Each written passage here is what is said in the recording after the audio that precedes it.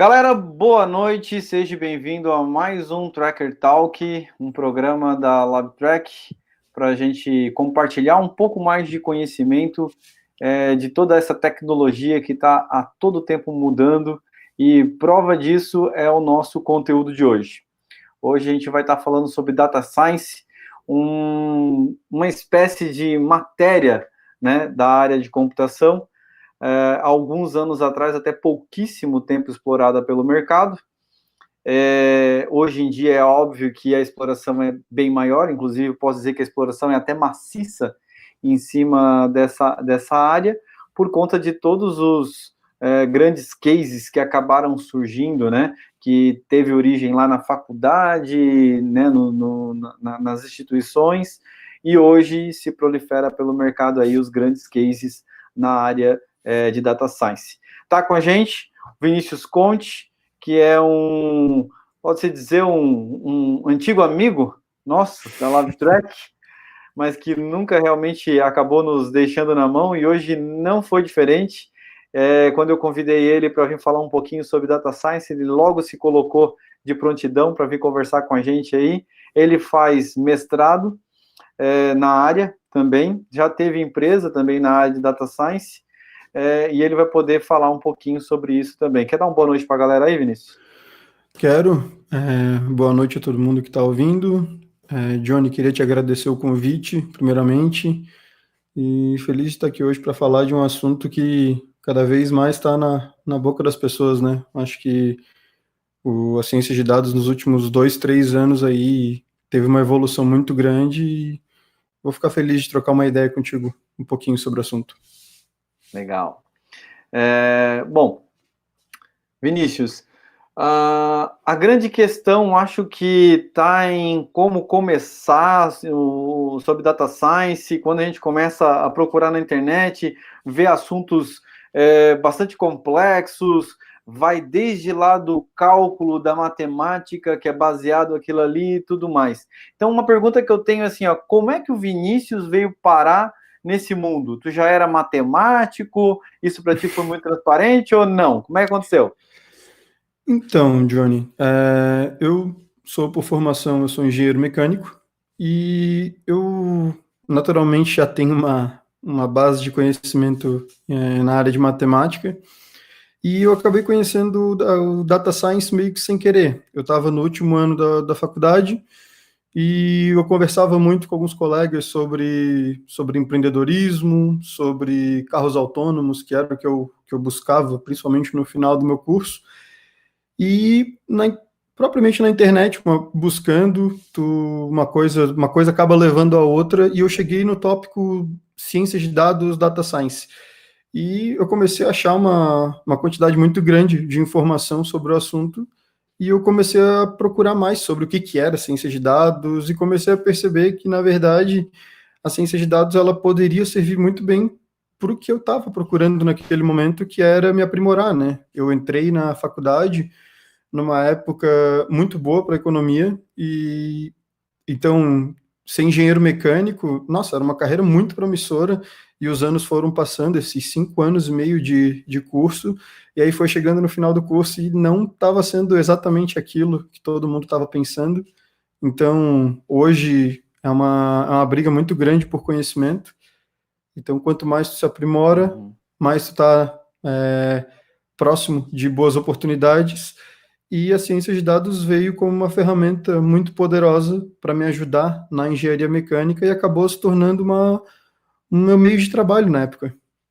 Legal, bacana. Bom, já falou que basicamente o Data Science, né, ou a ciência de dados, ela pode também ser uma ferramenta de trabalho. Você acha, então, que hoje, como é que eu posso dizer, qual o nível de importância que tu dá hoje para o Data Science perante o mercado de trabalho? Olha, acho que hoje praticamente tudo engloba ciência de dados, né?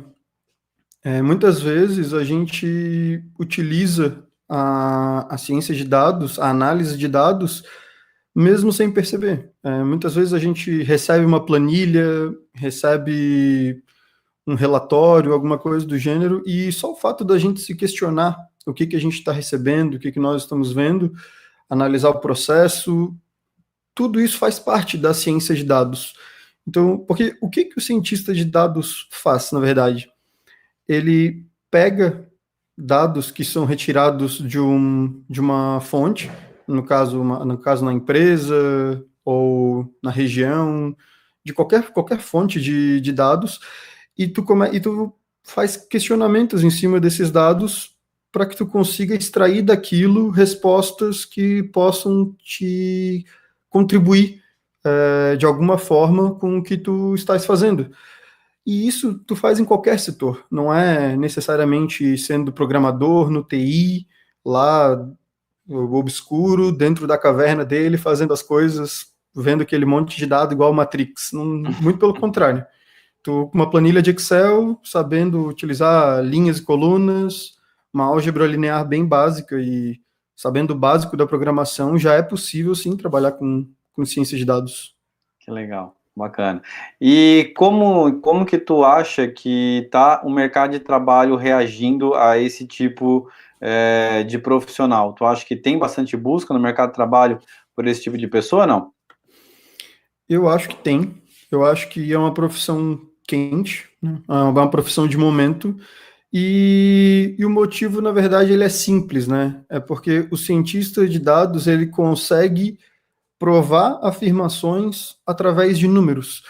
Porque hoje é muito fácil nós nos depararmos com empresas ou com pessoas até que falem, que afirmem estatísticas, afirmem as coisas sem ter certeza. Então, quando tu tens um cientista de dados, tu consegue comprovar isso. E eu lembro um exemplo muito simples disso, foi na minha primeira aplicação com ciência de dados. Eu comecei a aprender e eu não sabia exatamente no que aplicar, né? Uhum. Então, eu, trabalhando numa empresa de estruturas metálicas, eu simplesmente fui lá na linha de produção e comecei a ver o tempo que cada etapa levava para ser feita. Uhum. Então, beleza, a etapa de fabricação, a etapa de montagem, a etapa de solda, cada uma levava um tempo, e eu comecei a cronometrar e ver quanto que cada uma custava para a empresa. Só com duas variáveis, com duas informações, eu já consegui perceber, pô, nós estamos gastando muito tempo numa atividade que não vai trazer tanto retorno, ou que custa muito caro. Então, como essa pequena informação já foi suficiente para a gente ver aonde estava indo realmente o dinheiro que estava sendo investido na empresa. Então, esses pequenos insights, numa primeira tentativa, já fez diferença aonde eu estava atuando. Então, tu imagina ser um profissional disso em empresas grandes, onde tem dados de todos os lados, uma equipe para trabalhar, os resultados podem ser realmente muito grandes. Ah, legal. Deixa eu fazer uma breve pausa nos nossos questionamentos aqui, mandar um abraço para a galera que está nos acompanhando no chat também. Então, a Moni Conte, o Maurício Mazuco, o Pamela Andrade, o Deni, Marco Aurélio, o Ivanilson, a galera do SQL, o pessoal da turma de SQL também foi convidada. SQL, inclusive, é um dos tópicos a ser trabalhado com Data Science, né? Natália Costa, Ramon Monteiro, Marx também, põe direto nossas talks, Augusto, Odréia, sejam muito bem-vindos à nossa talk, tá? Fiquem à vontade para fazer algum questionamento, se vocês tiverem alguma pergunta para fazer, né, sobre Data Science aí para o Vinícius, ou para mim também, mas enfim, eu acho que a peça fundamental aqui é tu, né? Mas, se, enfim, se quiserem perguntar alguma coisa para mim, também fiquem à vontade, tá? Só mandando um abraço então, para todo mundo também que não está aqui no chat. Se quiser participar com a gente no chat também, fica à vontade. Eu sempre vou estar passando as perguntas ali para o Vini também. Tá? Ô Vini, agora voltando um pouquinho às nossas perguntas ali, tu falou que tu trabalhava numa empresa que não era, vamos dizer assim, o foco não era tecnologia. A gente vê muito, muito forte essa pegada de data science em empresas que são exclusivamente da área de tecnologia, desenvolvem sistemas, buscam por informações e tal, mas pelo visto, a tua visão realmente é que toda empresa necessitaria de cientistas de dados, até para aprimorar os seus próprios processos. É isso mesmo que tu considera o real? Com certeza, Johnny. Basta a gente pensar o seguinte: nós temos cada empresa tem os seus métodos de métricas de avaliação, se um produto está sendo bem recebido no mercado, se os clientes estão gostando dos produtos, enfim. Só que às vezes as diferenças elas são tão pequenas, chega no momento em que a empresa ela se equilibra, ela se estabiliza no mercado, ou então as concorrentes estão muito próximas, então qualquer diferença que tu consigas tirar das informações que tu já tens, já é fator que faz a diferença lá na frente. Então, esse que eu citei ali sobre aonde eu trabalhava é um pequeno exemplo, sabe? Mas é possível achar inúmeros outros, principalmente quando a gente fala sobre recomendação. Eu não consigo ver um case melhor para citar que o Netflix, por exemplo. Uhum.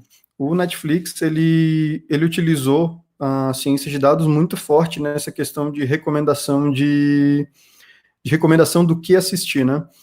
Então, basicamente, ele cruza os dados do que a pessoa está assistindo, do que a pessoa gosta, de uma avaliação positiva ou negativa da pessoa, e aquilo vai trazendo opções de filmes que sejam do gosto da pessoa. Uhum. Só isso já cria uma afinidade das pessoas com o sistema do Netflix. E essa sacada deles fez eles se tornarem essa máquina de ganhar dinheiro, que é o que eles são hoje, né? Legal, bacana. E conta um pouquinho sobre essa tua trajetória, então. Como é já contou um pouquinho de como ela começou, mas o que tens feito desde então? Então, eu comecei a minha trajetória na ciência de dados como boa parte das pessoas. Eu comecei do zero.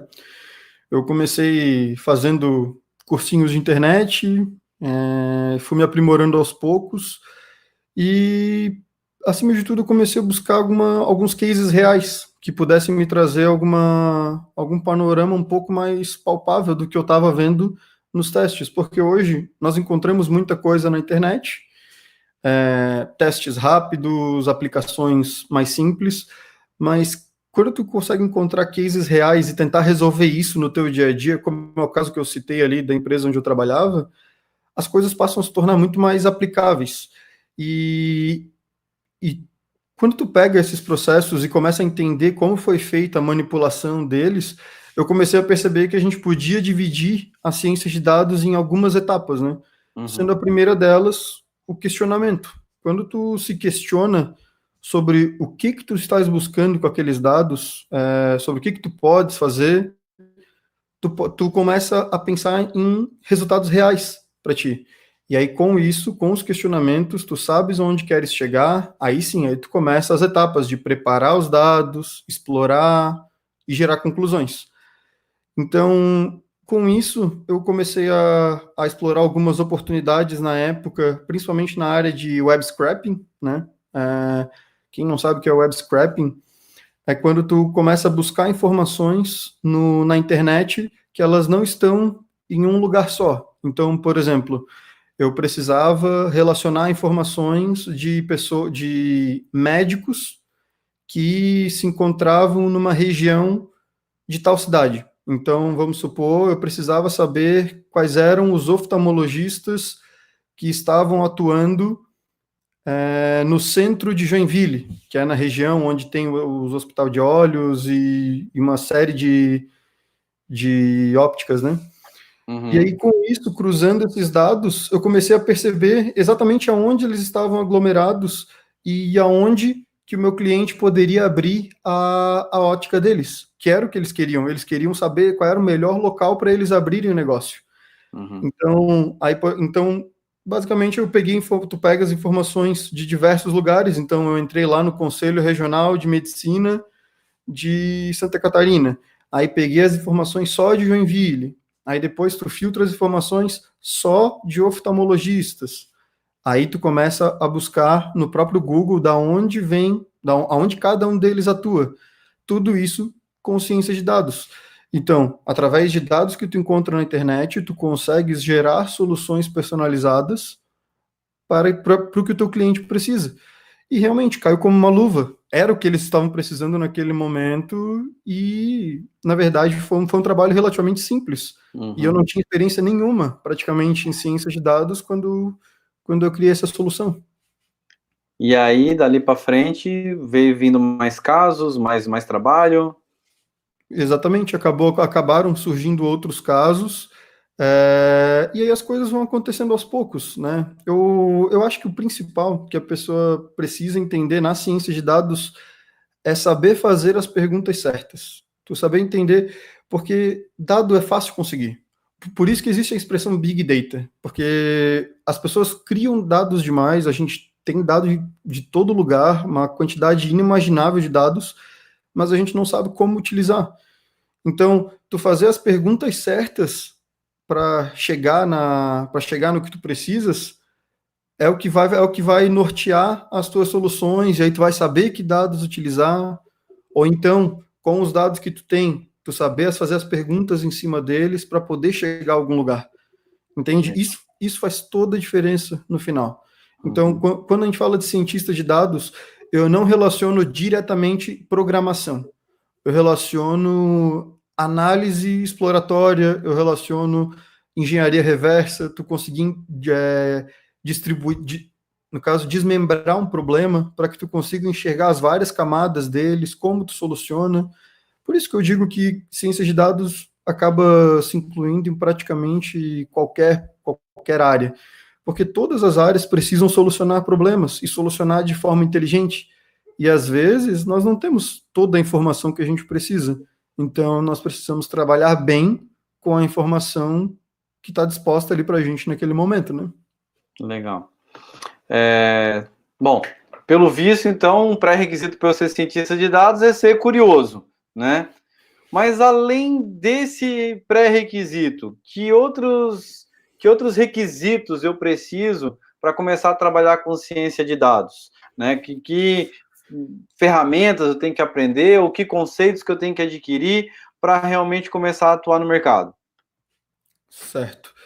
Bom, hoje, o que acabou acontecendo nos últimos 2, 3 anos foi que muita gente vem buscando a ciência de dados, né? Então, a primeira coisa que a pessoa precisa ter é força de vontade. Por quê? Porque todo mundo porque se tu estudares pouco, tu vai chegar aonde muita gente está, né? E se tu te esforçares mais, tu vais acabar chegando a patamares mais adiante e tu vai conseguir encontrar oportunidades melhores. Mas, naturalmente, existem alguns requisitos para a profissão, né? Mas eu acho que, basicamente, tu precisas ter uma noção de estatística e álgebra, uma noção de matemática. Isso, nossa, em um mês de aulas na internet, às vezes tu consegue ter uma quantidade de informação boa para trabalhar, ter uma noção de programação. Essa noção de programação, quando eu comecei, eu sabia programar o que eu aprendi na universidade e realmente foi pouquíssimo. Eu basicamente comecei do zero na programação e em 2 meses eu já estava conseguindo fazer basicamente tudo que eu precisava ali. E após isso, após tu teres essa questão da matemática e após saber programar o básico, o restante tu basicamente vai encontrar nos fóruns na internet. Porque hoje o fato de a gente ter a informação muito disseminada, com certeza existem outras pessoas que já tiveram os mesmos problemas que tu estás tendo agora. Então, tu sabendo procurar na internet, tu vais encontrar a resposta para tuas perguntas, né? E, naturalmente, como tu vais acabar procurando em sites de fora do Brasil, é importante que tu saibas, que tu tenhas o inglês, pelo menos intermediário, para conhecer, né? E quando falamos de linguagem de programação, eu daria de sugestão o Python, por ser amplamente utilizado, E por ter uma linguagem de programação muito simples, ter uma comunidade muito ativa, tu encontra muito repositório na área, e tem bibliotecas basicamente prontas que até nos próprios sites das bibliotecas tu consegues ter aulas sobre estatística, ter aulas sobre como usa a ferramenta. Então, acaba sendo uma coisa levando a outra. Tu vai conhecendo um pouquinho desse lado, um pouquinho daquele outro, vendo as necessidades que tu vai encontrar no meio da tua jornada de aprendizado, e não tem erro. Bem a verdade, eu acho que não tem erro. Se a pessoa se esforçar e botar um pouquinho de empenho, ela consegue ter bons resultados. Já em bem pouco tempo de aprendizado, eu digo 2 a 3 meses aí. Legal. Muita coisa do que tu realmente citou ali, um inglês intermediário, ter essa boa vontade de se destacar dos demais e ir um pouquinho além nos estudos, eu acho que isso serve até como lição de vida, né? E não apenas pro Data Science. Eu gosto sempre de falar pro pessoal que está começando a estudar na área, digo, olha, se você ainda não tem pelo menos o inglês para se virar na leitura e adquirir conhecimentos que estão sendo gerados recentemente, né, você já está atrás, então começa a correr atrás pelo menos disso, né, e essa questão realmente da vontade, isso tem que ser o nosso dia a dia, né, eu gosto de dizer que eu começo o meu dia, em vez de olhar Instagram, Facebook, eu dou uma olhadinha no GitHub, vejo o que o pessoal está comitando de código, o que o pessoal tá... Tem uns projetos que eu gosto de seguir, gosto de ver a evolução, enfim, mas eu passo pelo menos uma meia horinha do meu dia dando uma olhada lá no GitHub e ver o que o pessoal realmente está gerando de coisa nova. Cara, gostaria de fazer uma pergunta aqui do Amer, que está lá no chat também. Novamente, dar um abraço para todo mundo. Aí, agora eu não vou começar a citar nomes de novo, porque senão a lista já está bem grande aqui. Mas sejam todos bem-vindos. Quem quiser fazer pergunta, fique à vontade, tá? O Vini está aqui para responder tudo aquilo que ele conseguir, né, Vini? Também não dá para responder sobre tudo, né? A não ser que a gente faça um data science aí do planeta Terra. Então vamos lá. O Amir está questionando aqui quais as áreas de negócio são promissoras. Eu até complementaria a pergunta dele, mas quais as áreas de negócio são as mais promissoras aqui na nossa região? Né? Na tua opinião, já que tu também é daqui da região sul de Santa Catarina, conhece o nosso mercado, quais áreas de negócio tu acha que são as mais promissoras para estar aplicando Data Science? Olha, eu acho uma excelente pergunta, na verdade, porque eu me deparei com uma situação alguns anos atrás, que foi num processo seletivo de uma empresa. Eu entrei justamente levantando essa bandeira da ciência de dados, da indústria 4.0, lembrando que eu sou engenheiro mecânico, então eu estava procurando uma vaga na época como trainee de engenharia mecânica, e eu estava levantando essa bandeira sobre a questão de análise de indicadores, de como fazer, de como melhorar esses processos. E eu cheguei na entrevista final, e quando eu comecei a citar sobre a indústria 4.0, o retorno que eu tive foi justamente o contrário. Eles falaram, não, mas nós estamos procurando alguém para produção, para manutenção. E aí eu comecei a me questionar. Eu até perguntei para um dos rapazes da gestão da empresa se eles não trabalhavam com a indústria 4.0, sendo que é um setor muito forte na região. Uhum. E ele falou que não era prioridade no momento, e isso me deixou muito chocado, porque é uma empresa grande, deve ter lá seus 1.500 funcionários. Então, assim, eu fiquei um pouco chocado, porque a informação, não existe nada, arma melhor contra qualquer concorrência do que informação. Tu teres informação do que está acontecendo na tua empresa, no caso, já respondendo a pergunta do Amer, que o que eu acredito de verdade que a região precise é de indústria 4.0, por se tratar de uma região com uma potência gigantesca na indústria. Então, trabalhando com sensoriamento, trabalhando com sistemas ágeis, com análise preditiva, outros tipos de manutenção, que trabalhem com mais informação, né? Hoje, todas as evoluções que nós temos no setor industrial, eles tratam de informação. Então, tu teres sensores onde mostram o nível de desgaste de um equipamento, tu teres, por exemplo, a maneira de saber o momento que foi desligado um equipamento para trocar um funcionário, para saber o teu nível de ociosidade, se uma pessoa entrou no trabalho no horário certo ou não. Eu vou até dar um exemplo de Até para rastrear anomalias, né? Perfeitamente. Aconteceu uma anomalia, tá, beleza, mas agora qual foi a causa originária dessa anomalia? Se eu não tenho como analisar, eu não tenho como saber. Exatamente. Eu lembro até de uma ferramenta que ela é um USB que tu compras na China, tu pagas, eu acho que na época tava $17. Mas ele é um USB que tu consegues ter acesso tempo real a quem está utilizando o celular, com o celular em uso. Detalhe que isso inclusive é um dispositivo que em praticamente todos os países é proibido e no Brasil não é. Inclusive, já entra até um tópico para a questão da LGPD, né?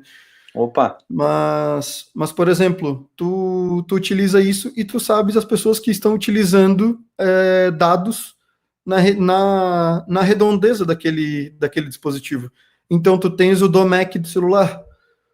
E aí, com isso, tu sabes qual é o teu funcionário que está utilizando o celular no horário de trabalho.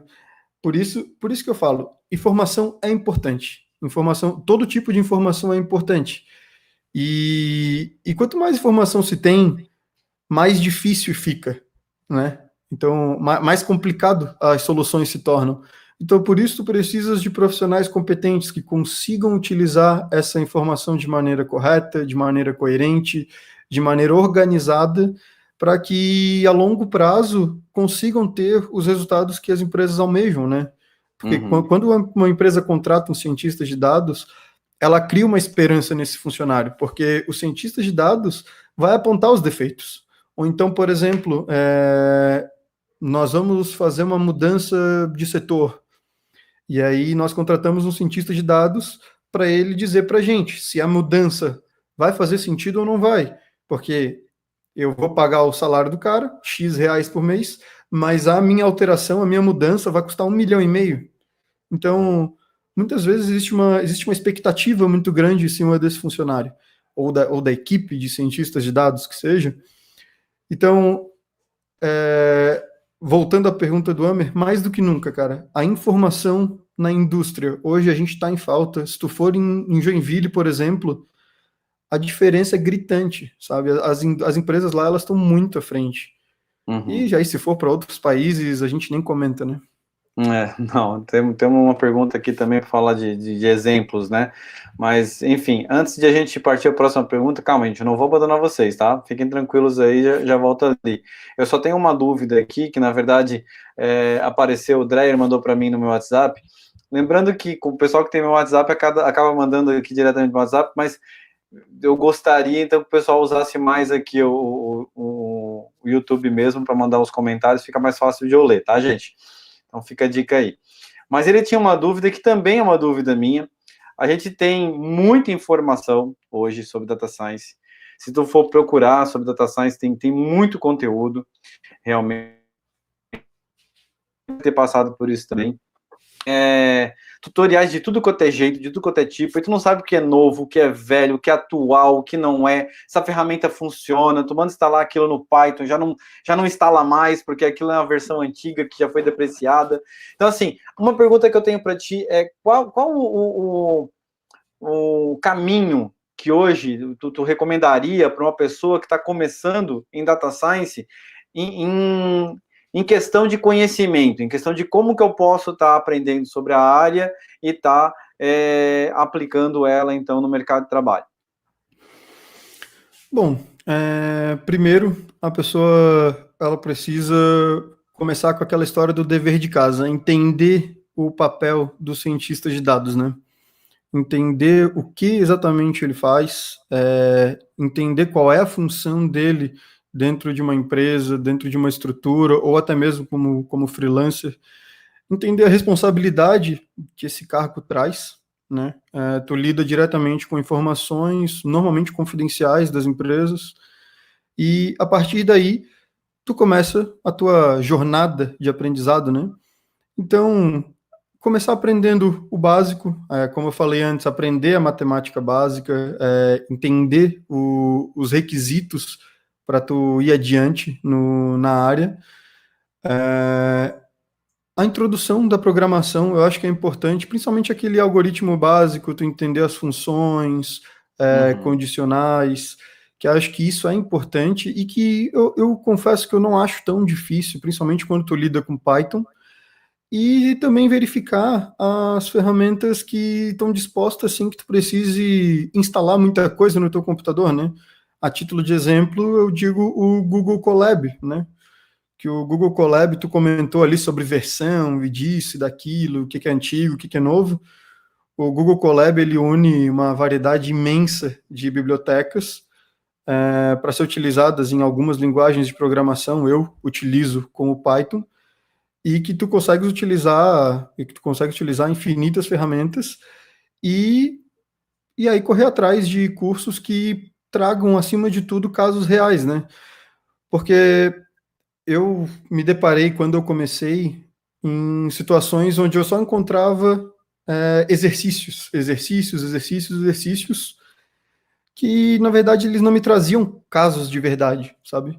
Então, se eu puder dar uma sugestão para quem está procurando se aprimorar, busca oportunidades e cursos que te tragam situações reais. Tentar unir o máximo o teu conhecimento que tu já tem, tentar trazer uma situação real e, cara, se virar nos 30, sabe? Eu lembro que o meu primeiro case, vamos dizer, foi um case que eu pedi para alguém. Eu pedi, cara, eu vou fazer isso aqui na tua empresa, tá? Eu vou precisar da informação disso, da informação daquilo, e eu não vou cobrar nada. E aí eu falava pro cara, ó, se funcionar, tu me dá R$ 100. Sei lá. Por quê? Porque não, Paga acho um que não chopp para nós aí. Oi? Paga um chopp para nós, se funcionar. Exatamente, porque assim, os casos reais, eles naturalmente vão ser mais complexos do que o que a gente encontra na internet. Então, por isso que, Johnny, quando a gente comentava sobre os modelos da LabTrack, de a gente trazer casos reais, que a gente comentava, de encontrar até para trazer para os cursos ali a questão de, cara, vamos trazer um case real, vamos achar uma empresa que esteja com uma dificuldade e vamos trazer um caso real. Ou então vamos trazer um caso já resolvido de uma empresa e vamos ver se a gente não encontra uma maneira diferente de interpretar. Às vezes um aluno que faz um questionamento diferente e tudo mais. Então, busca sempre a atividade prática. Essa prática que eu fiz para descobrir o nível de ociosidade da empresa, para saber quanto tempo levava para os processos de entre um trabalho e outro, a saída do local de trabalho de volta para a fábrica, ou coisas do gênero. E o dono da empresa ficou apavorado, porque eu cheguei a quase 19% de ociosidade só por processo. E o cara ficou apavorado e realmente serviu de alguma coisa esse trabalho, que para ele custou R$ 100, e de alguma forma agora ele se ligou que o processo dele está basicamente jogando 20% do dinheiro fora, em tempo perdido. Deve ter ganho. Bom, vamos aqui da galera, o Fábio, acredito eu que o nome dele é Fábio, ele questiona com relação à autenticidade das informações, né, que provavelmente é um risco de a gente estar contaminando aí a nossa pesquisa, aquilo que a gente está tentando buscar, se de repente de buscar uma informação não confiável. E tem algum local onde eu possa estar buscando essa autenticidade da informação, hoje, que tu conheça? Olha, eu acho uma ótima pergunta, na verdade. A questão da autenticidade das informações, aí a gente já trata da ciência de dados de uma outra forma, né? A gente não trata de uma ciência de dados interna, no caso como de forma de empresa, como eu estava falando de indústria, né? mas sim, por exemplo, um marketing de conteúdo, tu desenvolver conteúdo, entender a opinião de cliente, ou verificar opiniões no Twitter, por exemplo. Existem formas de descobrir a autenticidade, através principalmente de plataformas, né? Em tempo real eu acho difícil, né? Eu acho que uma maneira interessante de tu conseguir descobrir isso é tu ver a origem da informação, tu ver há quanto tempo aquela conta existe. É possível fazer isso, mas aí eu acho que daí a gente sai um pouco da ciência de dados e a gente entra mais no aprendizado de máquina, na inteligência artificial. Uhum. E daí a gente começa a entrar sobre análise de sentimentos de postagens no Twitter, por exemplo, ou então de alguém postou alguma coisa e a gente avaliar se é uma veracidade, principalmente porque eu lembro que tinha um site que era Newspaper Map, se não me engano. É um site onde tu tinha as notícias de todos os jornais do mundo em tempo real. Olha. Então, o que acontece? Só que os jornais, quando tu fala do mundo inteiro, tu naturalmente não vai ter uma peneira tão boa, então tu vai acabar conseguindo jornais bem formais, como jornais informais também. Uhum. E isso acaba poluindo a informação. E essa plataforma ela é utilizada principalmente para pessoas que tentam fazer predição da Bolsa de Valores. Então, é fundamental que existam ferramentas que avaliem se as informações são verdadeiras, para que tu não invista o teu dinheiro em um barco furado, Uhum. por exemplo. Então, respondendo a pergunta do Fábio, eu acho que existem sim maneiras de descobrir a autenticidade das postagens, das informações, só que dificilmente em tempo real. Isso aí vai requerer uma quantidade de processamento ali de inteligência artificial maior e um pouquinho mais de tempo também. Certo, legal. Tem bastante pergunta, tá, cara? Vamos lá. O pessoal tá interagindo bem hoje. O Marco Aurélio da Costa pergunta se a ciência de dados já é uma realidade em países desenvolvidos, Estados Unidos, por exemplo, e como está a aceitação do mercado brasileiro em relação ao uso dessa ferramenta tecnológica. Então, no Brasil, a aceitação tem melhorado, tá? Tem melhorado bastante, principalmente nas indústrias onde tu vê um maior desenvolvimento natural, como é o caso do marketing de conteúdo que eu havia citado, ou então as empresas de TI, até as próprias empresas que trabalham com serviços de internet mesmo, que fornecem informação, como é o caso da Nelway, por exemplo, da Softplan, da TOTUS, Gartner, que são empresas grandes que trabalham com uma quantidade de informação em massa, mas as empresas mais antigas, eu ainda acho que está um pouco devagar, tá? As empresas mais antigas que eu digo que trabalham com um modelo mais antigo de negócio, né? Principalmente a indústria. A indústria, eu acho que no mundo inteiro, talvez seja sempre o setor que mais custa a aderir a novas tecnologias. Normalmente elas vêm por ter muito custo na operação, por ter muito custo de maquinário, então tu refazer esse investimento de maquinário muitas vezes não necessariamente vai ser o melhor investimento, e também porque normalmente está atrelado a muitos funcionários, né? Então, quando tem uma quantidade grande de funcionários, uma burocracia grande para algumas coisas acontecerem, como é o caso do Brasil, muito imposto em cima de tudo que tu faz. Então, esse tipo de coisa acaba gerando uma morosidade maior na indústria.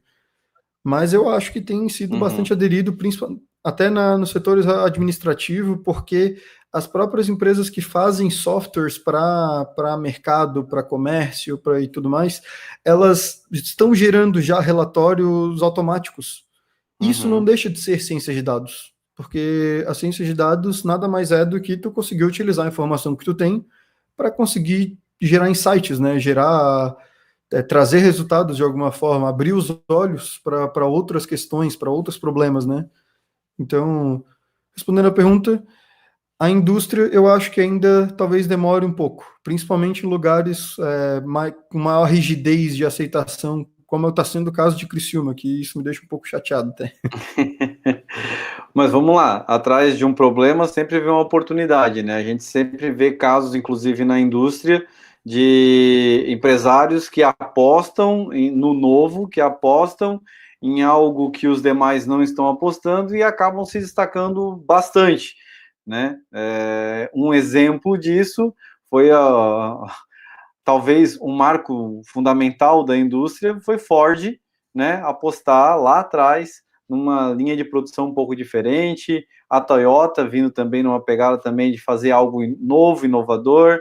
Eu acho que esses cases são grandes exemplos para a indústria, né? Foram marcos que destacou aí a indústria 1.0, 2.0 e ali por diante, né? Hoje nós estamos na indústria 4.0 e eu acho que realmente também quem apostar em aderir mais facilmente à indústria 4.0 também vai estar, vamos dizer assim, à frente dos seus concorrentes, né, indiferente aí de investimentos que ele tem que fazer e tudo mais, né. Nessa época que a gente está aí de crise, tu acredita que realmente esse pode ser o caminho para a indústria?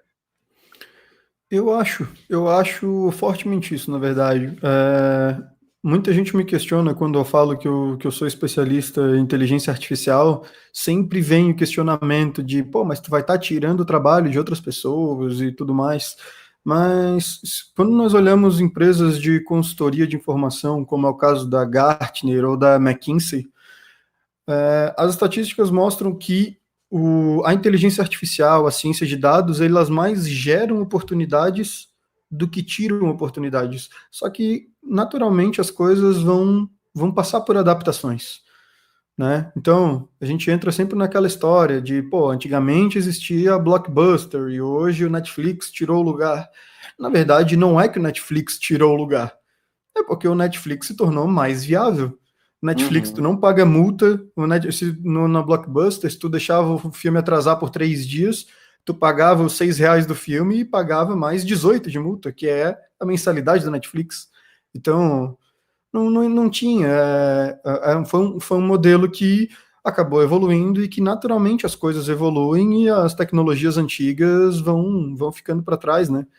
Então, nesse caso, né, como a gente está falando da crise, da pandemia, né, todo mundo em casa, tendo a indústria 4.0, nesse caso, nós teríamos naturalmente mais máquinas trabalhando, né, nós teríamos esse processo de mudança da mão de obra, mas nós teríamos mais pessoas monitorando isso de dentro de casa, entende? Uhum. Não existiria essa retirada do trabalho da pessoa que está lá trabalhando no chão de fábrica. Esse trabalho ainda existiria, só que as atividades principais estão mudando também, entende?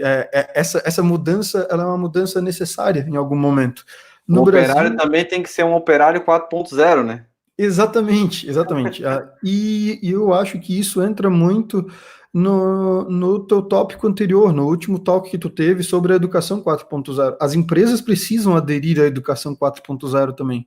Entender qual é o funcionário do futuro, buscar desenvolver os próprios funcionários, aprimorar para que eles consigam ter esse crescimento junto com a empresa. Para que, se acontecer, e esperamos nós que nunca mais aconteça, mas de acontecer uma pandemia, de acontecer uma catástrofe, de acontecer qualquer coisa, as pessoas consigam trabalhar de casa, entende? Ou até mesmo tornando a acessibilidade maior, pessoas que têm problemas de mobilidade, pessoas que têm filho pequeno em casa, pessoa que não pode trabalhar exatamente no horário em que a jornada de trabalho começa, tu gera uma maleabilidade maior e isso tudo vem com a indústria 4.0, né? Então, nós não estamos falando somente de mudança no cargo, mas estamos falando mudança também na mentalidade de como as indústrias atuam, né? Legal. Vini, tem mais uma pergunta aqui agora do Felipe Marques, que sempre acompanha a nossa talk aí. Obrigado, Felipe. Ele está perguntando, na tua experiência, qual que seria o gatilho para que uma empresa ou pessoa perceba que ela precisa de um profissional ou que ela precisa aprender data science? Já passou esse gatilho? Só por ela estar questionando isso? Cara, é uma pergunta fundamental, na verdade, porque eu acho que o principal gatilho, ele deveria vir antes do que normalmente vem. E quem é empresário ou quem trabalha no setor administrativo e que estiver assistindo a gente e que a posteriori assistir esse vídeo, vai entender o que eu estou falando. Quando tu chega, tu faz um trabalho, seja serviço, seja indústria, o que for, e tu entrega o teu serviço e tu vê que o teu dinheiro não foi suficiente, ou que tu, na verdade, tu tá praticamente se pagando para trabalhar. É normalmente onde tu percebe que ou tu tens um gargalo na tua produção, ou tu tens um trabalho que não está sendo eficiente e tá um investimento muito alto para um retorno baixo, e tu não sabes a resposta. E isso é o pior de tudo. Normalmente esse é o momento onde vem o gatilho. No caso, a pessoa perceber, putz, eu preciso entender o que está acontecendo. Uhum. Mas o que é melhor? Tu esperares chegar nesse momento e tu teres que contratar alguém? Ou tu já teres um profissional na tua empresa que te previna que isso aconteça? Entende? Então, o mindset precisa mudar. O gatilho tem que ser antes já. O gatilho ele tem que ser no momento em que, novamente entrando naquela questão de que se encaixa em qualquer setor, tu tens que ter um profissional que saiba pelo menos lidar com informação, pelo menos lidar com dados de maneira coerente dentro de uma empresa, caso o teu objetivo seja crescer, né? Se teu objetivo é estabilizar a empresa e manter ela, naturalmente tu vai acabar deixando ela funcionando ali, como, não sei, a venda do bairro ou coisa do gênero. Mas caso o teu objetivo seja realmente crescimento e expansão, qualquer 1%, qualquer meio por cento que tu faça de diferença nos teus processos, no final isso vai aumentando, isso vai gerando resultados reais no teu faturamento. Hoje, a gente falando de indústria grande, a gente fala de faturamento e lucro de 6,5%, 7%. Cara, 0,5% é uma maravilha, entende? Uhum. Chega um momento em que esses pequenos percentuais fazem toda a diferença no teu retorno. E aí tu consegue também medir onde é que tu tá sendo eficiente também, né? Não só onde tu precisa aumentar a Perfeitamente. eficiência. O Gabriel, ele colocou aqui que foi comprovado estatisticamente que primeiro desafio e, consequentemente, a primeira decepção para o cientista de dados que está começando é fazer modelo de trading para o mercado financeiro. Concorda? Cara, eu concordo pelo seguinte, porque eu já tentei também e as pessoas se iludem achando que é algo simples, que é algo prático. E na verdade é extremamente difícil, porque principalmente no momento que a gente vive hoje, é, qualquer fala de Donald Trump, qualquer fala qualquer fala de um líder chinês, qualquer fala de qualquer pessoa pode fazer uma diferença drástica no valor do barril de petróleo, em qualquer coisa. Até pode te ajudar, como eu te falei, no caso das notícias em tempo real daquela plataforma. Se tu conseguir fazer um sistema com análise de sentimento, mostrando se uma notícia é positiva ou negativa, tu consegue trazer retornos. E existem pessoas que fazem isso muito bem, e existem modelos livres na internet que, se tu alimenta as informações, ele te dá 75%, 74% de certeza. Agora, quando a gente está lidando com o nosso dinheiro, a gente não quer 75% de certeza, né? Nós queremos 95%, 96%, 98%. E quem lida com inteligência artificial sabe que tu trabalhar num percentual muito alto de certeza, sem tu gerar o que eles chamam de overfitting, né? Sem tu gerar a imitação de um modelo, que na verdade tu queres que ele prediga um modelo, né? Tu não queres que ele imite um modelo já existente. Então, para ele predizer com um percentual muito alto, a pessoa ela tem que ter conhecimento, principalmente de trading, né? A pessoa tem que ter um conhecimento já de mercado, ela tem que ter conhecimento de ciência de dados, ela tem que conhecer ferramentas de inteligência artificial e ela tem que saber que pode dar errado, que é o teu dinheiro que está lá, né? Então, Eu sugiro testar em simuladores antes e, enfim, e tentar conseguir um percentual mais alto. Mas eu concordo, é uma decepção muito grande porque a maioria das pessoas acha que é algo trivial ou simples de fazer. É a mesma coisa que o cara que acaba de começar a trabalhar, descobriu ali que tem uma função que gera números aleatórios e que ele pode estar apostando naqueles números na Mega Sena e achar que vai ganhar, né? Eu acho que é nesse caminho, né? É O nesse Gabriel caminho. também, o Gabriel também comenta com a gente que tem modelos, né? Tem cientistas de dados muito bons aí, como exemplo, a Ambev, o próprio iFood, o Itaú, que são grandes cases também de uso de ciência de dados aí no nosso mercado nacional, né? Tem mais uma pergunta aqui que acabou de chegar. Deixa eu ver, o próprio Felipe também agradeceu pela resposta e disse: como você faria para fazer a ciência de dados chegar aos pequenos empresários? Essa eu também quero saber.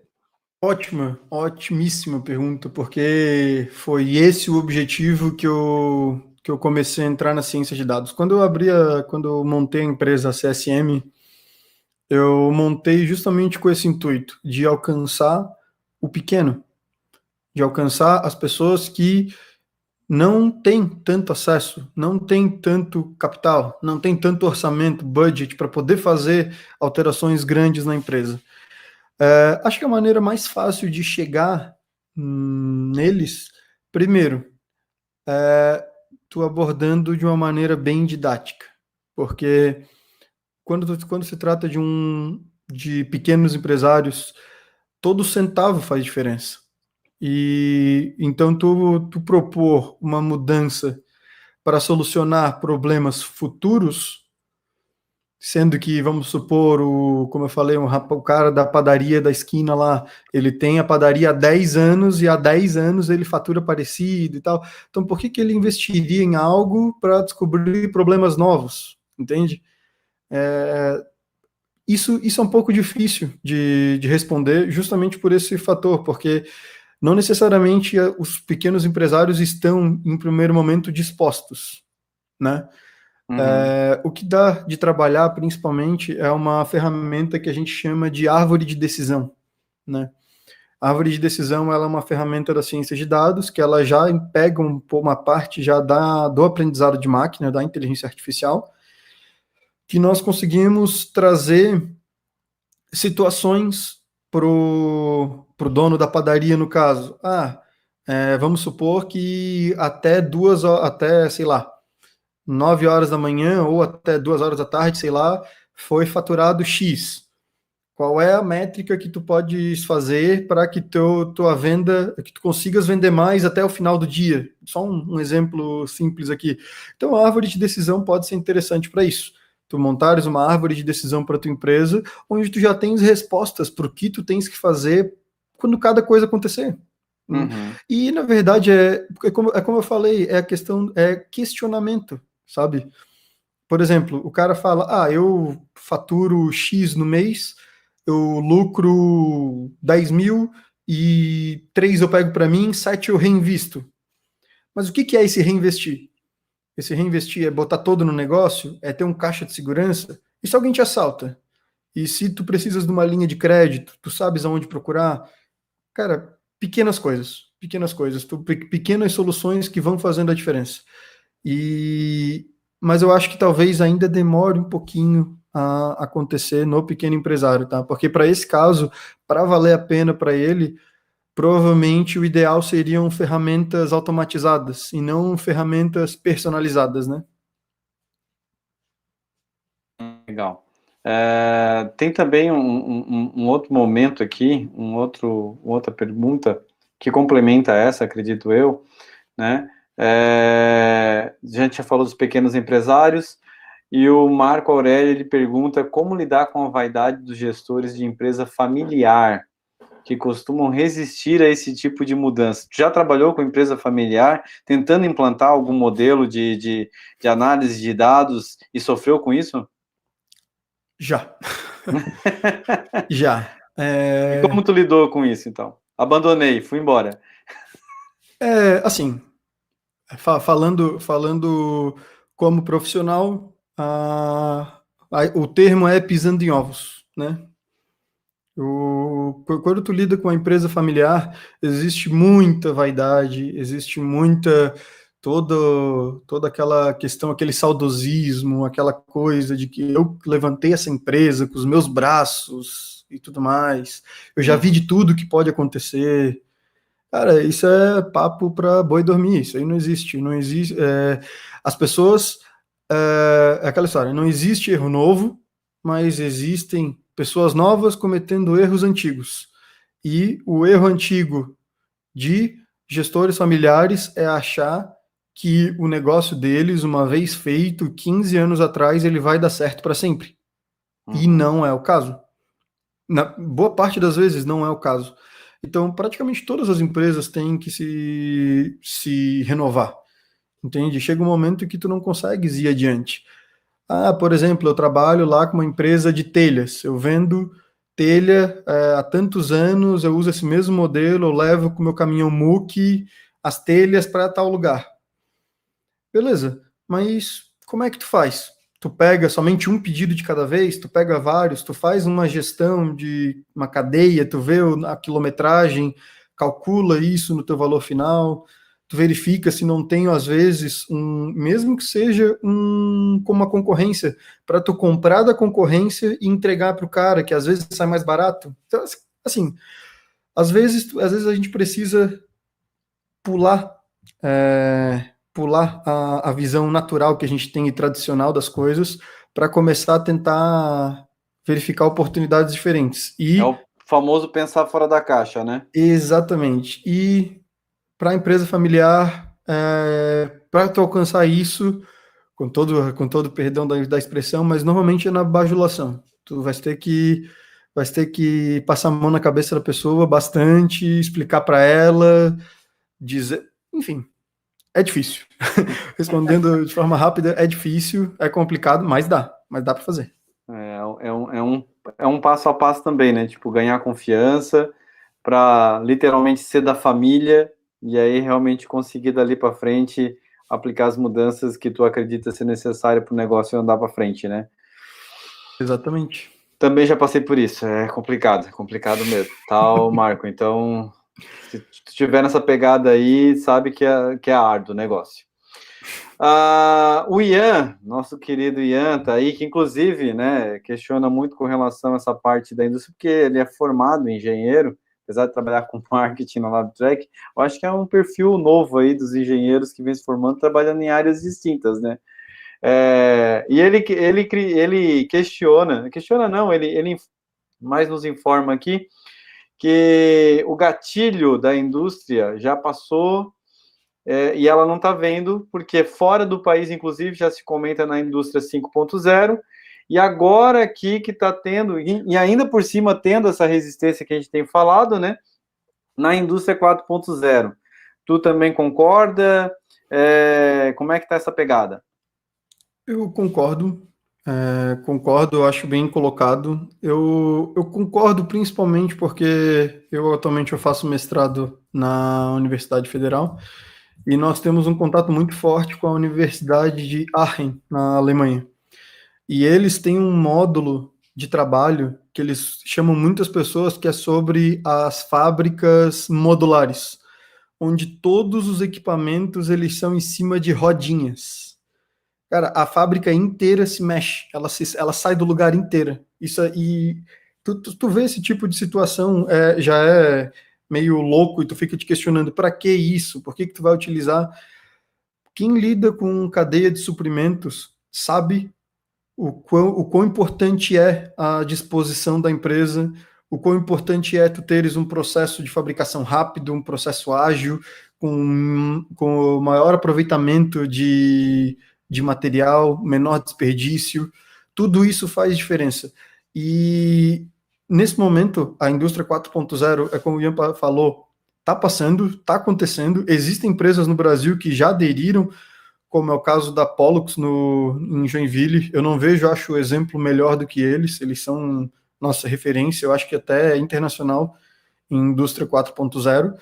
E cada vez mais está sendo falado também na questão da sustentabilidade e ecologia para as indústrias. E, cara, esse assunto, assim, simplesmente está passando despercebido na nossa realidade, sabe? Esse assunto está extremamente em alta, extremamente focado, e no fim das contas nós não falamos disso no dia a dia, nem sequer falamos isso no dia a dia das aulas, né? Eu passei Uhum, a minha graduação inteira praticamente sem falar sobre processos sustentáveis, bem dizer. uhum, Tive uma disciplina no início do curso que parecia que era mais para preencher uma lacuna, assim, sabe? uhum. Vini, infelizmente já são 10 horas, Passou muito rápido. conforme passou rápido, né? Quando a conversa flui, a conversa é boa, realmente passa bem rápido.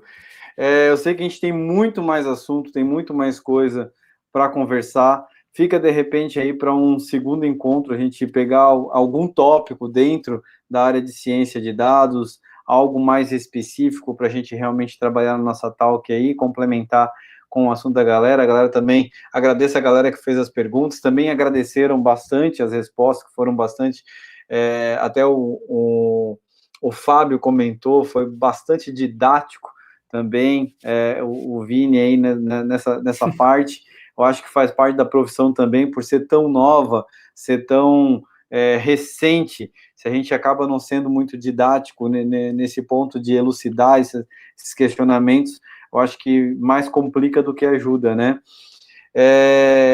Cara, agradeço imensamente a tua presença aí, e se tu quiser mandar um tchau geral para a galera, a gente vai estar encerrando o nosso Tracker Talk de hoje. Perfeito. Johnny, cara, agradeço de novo o teu convite. Fiquei muito feliz pelo convite, feliz pelas perguntas que foram feitas. Quero agradecer todo mundo que participou. E quem quiser me procurar, pode me procurar em rede social, fica à vontade, eu vou ficar à disposição para responder todo mundo. E se tiver muito questionamento, Johnny, vamos fazer uma segunda parte aí, cara. Eu faço tranquilo, se tu quiseres abordar outros assuntos, outros temas, até que propriamente as pessoas vierem posteriormente me questionar, a gente faz, cara. A gente faz, é um Legal. assunto que eu gosto muito de conversar e que acho que tem que ser conversado, porque como o Ian falou, esse gatilho já está passando. A gente precisa lembrar as pessoas de que falar de tecnologia, de sustentabilidade e de dados é importante, porque hoje Perfeito. dados são fatos, né? Dados bem construídos e bem trabalhados são fatos e é com eles que a gente gosta de trabalhar, né? Com certeza. Mais uma vez, Vinícius, obrigado pela tua participação. Tu já teve contato com a LabTrack uma vez, a gente quer aproximar cada vez mais esse contato. De repente, está trazendo um curso desse de ciência de dados do Vini, assim que ele conseguir um tempinho aí do mestrado, trazer ele para Criciúma para a gente poder estar aplicando um curso desse na prática, como a gente já vinha conversando há um bom tempo. A gente sabe que é um curso fantástico que vai trazer muito conhecimento prático, realmente, essa tua experiência, tá? E vai estar também, eu vou fazer esse compromisso, vou te convidar para o nosso grupo no WhatsApp da comunidade LabTrack, e a galera que quiser também conversar contigo, de repente pode conversar lá pelo grupo, beleza? Certo. Gente, ficamos então com mais esse Tracker Talk. Lembrando que ainda essa semana a gente vai ter mais um Tracker Talk amanhã, falando agora sobre testes de software, com uma comunidade que fala especificamente de testes de software aqui na região de Criciúma. Agradeço mais uma vez ao público que nos prestigiou. Não deixe de dar o seu gostei no nosso vídeo. Tá? Ele vai estar postado amanhã, como a gente faz a cópia dele, então a gente vai estar postando esse vídeo aqui amanhã, se puder retornar e dar mais uma vez o gostei, porque ele acaba sendo uma cópia, tá? Não é o mesmo vídeo que vai ser postado. Se inscreve também no nosso canal para poder acompanhar as próximas talks, lembrando que o YouTube, se você marcar o sininho, o YouTube vai ficar te avisando, ó, vai começar uma talk aí da LabTrack, certo? Então já fica facilitado para você. E no vídeo de amanhã, a gente vai ter, dentre outras informações, os links das nossas comunidades, tá? Nossa comunidade no LinkedIn, nossa comunidade no Facebook, nossa comunidade no Instagram, tá? E também o nosso link da nossa comunidade no WhatsApp, que é onde a gente normalmente troca umas figurinhas, convida o pessoal para os eventos, anuncia os nossos cursos novos. Então também fica ligado ali na nossa comunidade que vai ter bastante conteúdo para você estar compartilhando com a gente. Mais uma vez, Vini, muito obrigado. A comunidade LabTrack como um todo também, um grande abraço, distante, mas porém super perto, tá? Um bom resto de quarta-feira para vocês e até a próxima. Valeu! É mais, gente. Boa noite, obrigado pela participação e até a próxima. Agora é aquele momento que a gente